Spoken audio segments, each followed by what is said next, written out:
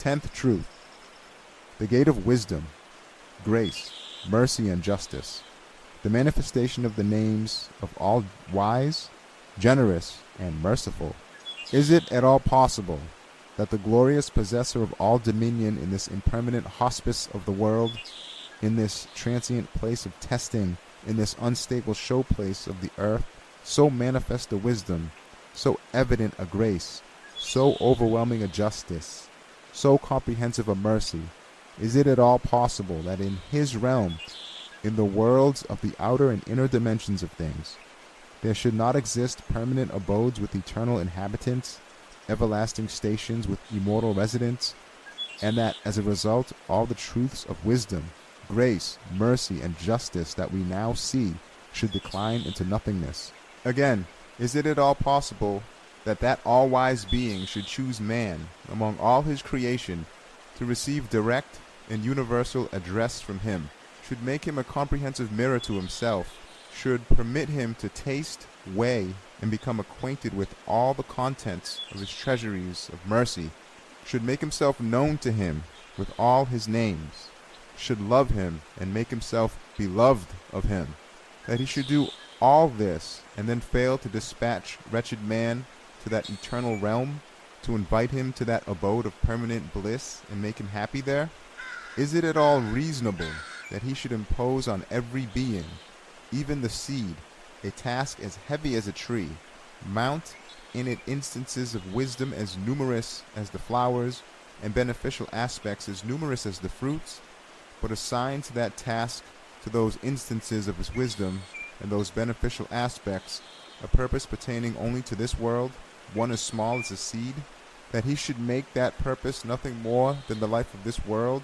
something less valuable than a grain of mustard seed,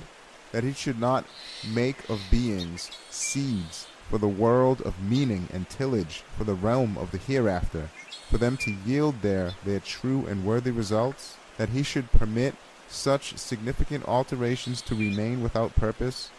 to be empty and vain, that he should not turn their faces towards the world of meaning and the hereafter, so that they might there reveal their true purposes and fitting results? Again, is it at all possible that by thus causing things to controvert their own nature, he should present his own veracious names, all-wise, generous, just, merciful, as being characterized by their opposites? God forbid that he should deny the true essences of all those beings that indicate his wisdom and generosity, his justice and mercy, that he should reject the testimony of all creatures, that he should negate the indications made by all things?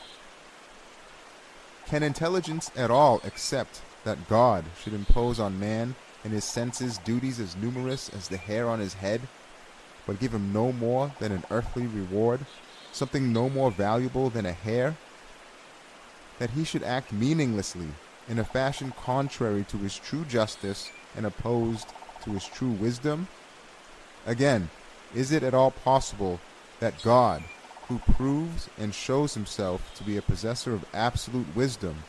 by attaching to every animate being, or even to every member like the tongue, indeed to every creature, instances of his wisdom and sources of benefit as numerous as the results and the fruits he has attached to a tree, is it at all possible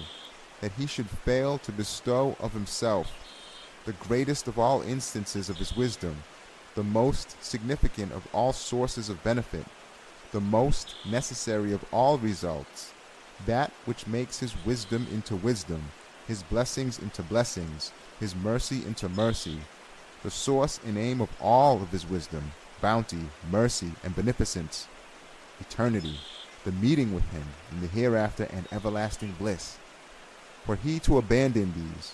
he would plunge all of his doings unto utter pointlessness and cause himself to resemble a being who constructed a palace, each stone of which contained thousands of designs, in each corner of which thousands of adornments were to be found, and in each part of which thousands of precious household instruments and tools were provided, but failed to build a roof over it, so that everything rotted and was needlessly destroyed. No, by no means can this be true. From absolute goodness comes forth goodness, and from the possessor of absolute beauty comes forth beauty. So too, nothing devoid of purpose can emerge from the possessor of absolute wisdom. Whoever in his imagination embarks on the ship of history and sets sail for the past will see dead stages, places, gatherings, and worlds as numerous as the years, and each like the stopping place that is the world, the field of trial, the gathering of creation that we now see. In form and quality, they are different from each other, but they resemble each other with respect to their orderliness, their wondrousness, and the fashion in which they display the power and wisdom of the Maker. In those impermanent stopping places, those transient fields, those fleeting gatherings, he will also see the orderly workings of so manifest a wisdom, the indications of so evident a beneficence, the signs of so imperious a justice, the fruits of so comprehensive a mercy, that he will know of a certainty, unless totally devoid of perception, that a more perfect wisdom than that which he beholds is inconceivable, that a beneficence more beauteous than that the signs of which he observes is impossible, that a justice more glorious than that the indications of which he sees cannot exist, and a mercy more comprehensive than that the fruits of which he sees is unimaginable. If to suppose the impossible, there were no permanent abodes, lofty mansions, everlasting stations, and eternal abodes, with their eternal residence, God's joyous servants in the realm of that eternal monarch, who disposes all affairs and who constantly is changing the hospice and its inmates, then it would be necessary to reject the true essences of wisdom, justice, beneficence, and compassion, those four powerful and universal spiritual elements that are like light, air, water, and earth, and to deny their existence, even though they are as apparent as that of the external elements. But it is plain that this impermanent world and its contents cannot be a complete manifestation of their true essences. If there is no other place, somewhere else, where they can be manifested fully, it then becomes necessary, with a lunacy like that of the man who denies the existence of the sun, even though he sees its light filling the day, to deny the wisdom that we can see in everything in front of our eyes, to deny the beneficence that we can observe in our own souls and in most other things, to deny the justice the signs of which appear so strongly, and to deny the compassion we see everywhere in operation. It follows in turn that we must regard as a foolish prankster, a treacherous tyrant, the one from whom proceed all the wise processes, the generous deeds, and the merciful gifts we perceive in the universe. God forbid that this should be so. It is a totally impossible reversal of the truth. Even the foolish sophists, who deny the existence of everything and even that of their own selves, would not readily contemplate such a proposition. In short, considering the utter disparity between, on the one hand, this state of affairs which we see together with the universal fusions of life and the swift separations of death, the imposing gatherings and the rapid dispersions, the magnificent revolutions and the great manifestations, and, on the other hand, the petty fruits we see briefly attained in this transient world, the temporary and insignificant purposes of beings that pertain to this world, we conclude that the non-existence of the hereafter would mean attaching to a little stone wise purposes as great as a mountain, and to a great mountain a purpose as petty as a small stone. No intelligence or wisdom can find this acceptable. In other words, this lack of proportion between beings and these matters on the one hand, and their purposes pertaining to this world on the other, demonstrates with certainty that all beings have their faces turned to the world of meaning. It is there that they will yield their appropriate fruits, and their eyes are fixed on the sacred names. Their ultimate aims pertain to that world alone, while their substance is hidden beneath the soil of this world. Their flowers will unfold in the world of similitudes. Man sows and is sown in this world, in accordance with his capacity. The harvest is gathered in the hereafter. If you look at the aspect of things that is turned towards the divine names in the hereafter, you will see that each seed, a miracle of power, has an aim as vast as a tree. Each flower, which is like a word of divine wisdom, has meanings as numerous as the flowers on a tree. And each fruit, a wonder of God's workmanship, and a poem dictated by his mercy, has wise purposes as numerous as the fruits of a tree.